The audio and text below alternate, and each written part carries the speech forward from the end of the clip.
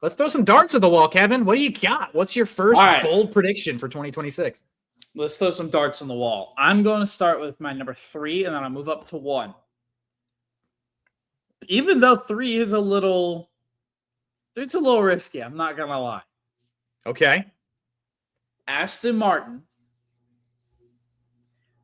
with Adrian Newey and all the new things that they have going on, Aston Martin will finish no lower than number 6 in next year's constructor fight. Interesting. Because I have a very similar bold prediction. I've got both Aston Martin and Williams starting strong for 2026. Not necessarily at the front, but starting strong. So Adrian Newey at the helm. I think Honda powering the Astons. I think while they're still acclimating, both these elements are going to, they're going to have to still do some progressing, those being two major new pieces. But I think they'll be a lot more competitive than maybe some people are expecting. You don't think they're going to be much higher than P6? I think they could be even higher than that. I have other takes, Tristan. I have other takes, so you have to give me a minute. All right. But yeah, I don't think that they're going to be fighting for either title in 2026. Don't get me wrong. But I think they're going to have a lot of promise from the get-go. I think they're going to have a season that maybe even mirrors what we saw at a Mercedes this year, where they're fighting and they're competitive. You might see some really strong weekends from Aston Martin. Maybe they're even fighting for the odd win if Fernando Alonso still has it. But yeah, I think Aston Martin right now have the opportunity to do something really special. Adrian Newey bringing over that notebook of ideas is going to be a huge piece. He's the team principal here in 2026. Hell, he's been sleeping there for the past 5 months. So yeah, an interesting move, by the way, for Adrian Newey to become the team principal. We didn't really get a chance to talk about that, but from basically, if Adrian needs it and Adrian wants it, he's going to get it. Especially behind billionaire Lawrence Stroll. Yeah, that's right. And as far as Williams are concerned, with my bold take, the part 2 of this, I think that they're going to be strong. I think they're going to be ahead of Aston Martin. I think they might even be fighting for those race wins as well. They've been laser focused on this 2026 regulation flip for years now with James Fowles. Major targets were for this regulation as far as what Williams were trying to do. And in terms of overhauling the team, creating a winning culture, creating a promising culture, for them, 2026, they got to hit the ground running. They have to hit this right. And I think they will. I have a lot of confidence in what James Fowles is doing. I think Aston Martin and Williams are going to be fighting for arguably P3, P4 in the Constructors Championship. So since you said that, I'll move because my number 1, I'm going to go ahead and say it now because it aligns with what you said. I had Williams as a top 4 contender for next year's constructor fight. I also think, because I wrote this down too, I think they'll get more than 5 podiums next year. That's what I wrote down, more than 5 podiums. I agree with you. I do think that they will fight for race wins. I didn't feel confident enough to say, they'll have more than 2 race wins or 3 race wins. Yeah, I didn't feel necessarily that much confidence, being that it is a completely new regulation. They're not going to be able to build off of this year's success necessarily. But they're going to be podium contenders, is what you're saying? Right. I think podium contenders, it may not be such a shock for them to land a P3 here and there, but I do think they're going to be top 4 contenders. I think it'll be McLaren's. I think you'll talk about Red Bulls. I think you'll talk about Mercedes. And then I think it's going to be, it's going to be between Ferrari, and I think it's going to be between Williams. I think that's how I envisioned it in my head.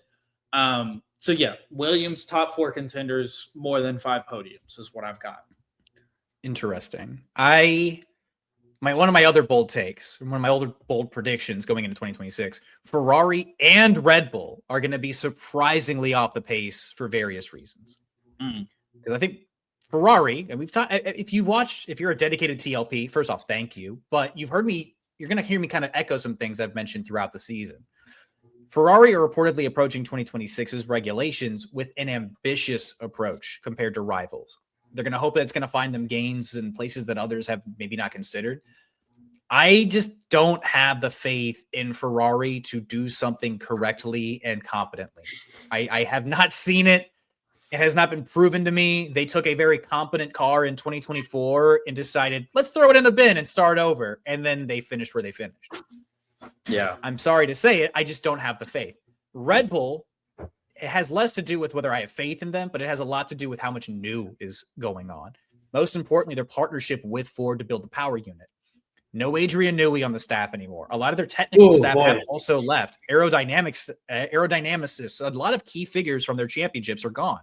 Rob Marshall going to McLaren, who I'll bring up in a moment again. I think they fall behind the standards we've become used to seeing them as they adjust to these new faces, new places, and, just new regulations as a whole. I'm not saying that Red Bull are going to be bottom of the pile. I think that they're certainly going to be, Cadillac, and I think Audi are probably going to be towards the they have a lot of new too. But I would not be shocked if we finish 2026 and Red Bull have not landed maybe even a win. Certainly not. Maybe a podium or two with Max. But I would not be shocked if in 2026 this is a team that is fighting for P5 in the Constructors. It's just there's so much new. And they've invested so much into this year's championship to forego 2026 as well. Do not forget that for Red Bull. They put a lot of technical effort into trying to win Max's championship this year that they could have been putting towards 2026 and they decided not to. I'm just saying. Ooh. Before I get to my last take, because I do want to respond to that, you just told two nightmares for two teams. For Ferrari, if what you just said comes true for them, you're looking at a 2027 season without a Charles Leclerc possibly, and you're looking at a 2027 season where you're going to have a blow up. Oh, 100%. Yeah, that's a Fred Vasseur no longer there. That is a Lewis Hamilton's probably no longer there. Charles is no longer there.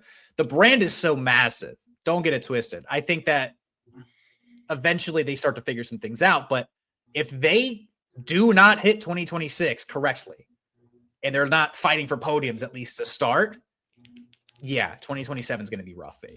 And for Red Bull, if they don't hit the ground running, Max ain't going to sit there and wait. Nope. He is not there he's good there for a good time, but he ain't there for a long time. He already said that. He's been saying that. And he's already came out and said, look, I've got 4 of these things. Another one don't mean a damn thing to me. I'm just out here trying to race and do what I can. Don't get it wrong, though. He loves to win. My guy's addicted to winning. And he is not going to sit there and hold hands with Isaac Hadjar and say, we'll wait till this car's good enough for us to start winning. No, if 26 doesn't hit, he's out. If Ford doesn't figure this thing out for them, he's out. So you just told 2 nightmare scenarios for 2 different teams that I don't necessarily hate. I'm a little higher on Red Bull. For Max to not have a win next year would be insane to comprehend, being that we've seen what he's been able to do with this past year's car. You're correct. Those are bold predictions, but I do enjoy them. All right, my final one. Yep. It's not necessarily that bold, but I do think it's an interesting point to make. I think that 2026, we will not have a repeat Constructors champion. Oh, okay. This is a very interesting take from the McLaren fan. All right, explain. Yes. I think there's a lot of unknowns in 2026. A lot of unknowns. Is Ford going to be able to ace this Red Bull engine? What is Mercedes going to look like in 26? You noted it earlier. Mercedes pretty much dominated this past regulation set. Completely dominated it. Outside of the turbo hybrid engines anyway. Yeah. Not this regulation specifically, but the ones. I guess I just mean like this past era. It feels like we're moving into a new era. I feel like this past era was Mercedes. It split a little bit by Red Bull, but Mercedes definitely had a very strong hold of it all. And what is 26 going to look like for them? Is McLaren going to be able to continue to build on this, or was this a situation where they caught lightning in a bottle for the past couple of years and the new regulation messed all of it up? Is Williams going? Are they going to be able to do this? Is this team going to be able to do that? I don't think there will be a repeat constructors champion, and I'll probably go as far as say there probably won't be a repeat drivers champion. I think 2026, all bets are off. All bets are off. We don't know what we're going to see from anyone. Look, I'm wearing the Mercedes hoodie. You obviously would understand where I feel and what I think could happen next year, how optimistic I would be, even with that remark. I'm in a similar position to you on my final bold take. Mercedes and McLaren will be dueling for the championships in 2026. That is my take. That is my bold take. That's pretty much what we had this year for the beginning part. Well, I mean, McLaren, again, they started so well. This was supposed to be McLaren's year, and it was, respectfully. Mercedes walked into this year going, look, we botched it. This has not been our regs these last 4 years. We're going all in on 2026. They stopped developing the car, which I'm going to get to again in a moment. Normally it would be a slam dunk to call the reigning world champions in both the constructors and the drivers the favorites to repeat. But with the overhaul and McLaren being a customer team, I think they might have to take some time to acclimate initially. I think it's going to be really competitive under Rob Marshall's direction. I think they supercharged their ride after a long period of development behind closed doors during the last regs.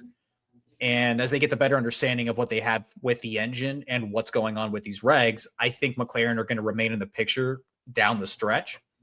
Vegas and the bettors seem to believe that they're going to be in the mix too. But Mercedes have taken such an openly decisive initiative to tackling these next regulations hard. And according to a lot of the reports, like we mentioned all year, they seem to have the best power units sitting in their garage. Their development for 26 has been super aggressive, going back to even 2024. Throughout 2025, it was like a 30-70 effort to start the season. Then it became 100% basically after Monaco. And they feel really confident with what they've got inside of their garage, inside their development. And I feel like they're going to open up next year really strong, and depends on how far it goes for them. But Mercedes feel really good about it. As a Mercedes fan, it makes me very excited. But I think it's going to be two Mercedes engines battling it out in 2026. That's my bold take. Okay. I see what you're saying. You think the Mercedes engine is going to be powerful and all Mercedes customers are going to compete. I mean, basically, I think Alpine are going to have a lot of things to figure out in the background, but you're not gonna find two people happier about that news than me and you. So I'm on board. But yeah, I want to know what the TLPs think. What do you guys have as bold predictions for 2026? We want to hear from you guys. We want to hear what you think is going to be happening.